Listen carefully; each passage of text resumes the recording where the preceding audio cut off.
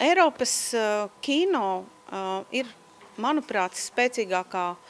puse ir personiskums. Personiski stāsti, kur ir balstīti nacionālos elementos, kas nav varbūt nacionāli pēc sava rakstura, bet gluži otrādi tie ir cilvēciski saprotami plašai publikai, bet tie noteikti ir lietuviešu,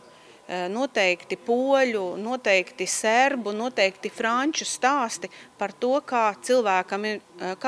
ir dzīvot mūsu gadsimtā, kā viņš jūtas savā ģimenē, kā viņš jūtas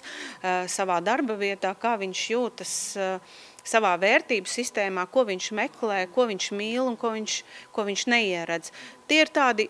patiesībā šo Eiropas kino spēks šobrīd ir šajos te personiskajos stāstos, kas vienlaicīgi ir ļoti profesionāli izveidots kino, kas ir stila paraugs, tātad tie ir rokraksti, tie ir režisoru rokraksti, tie ir spilgti kinokameras darbi, tie ir spilgti aktieri.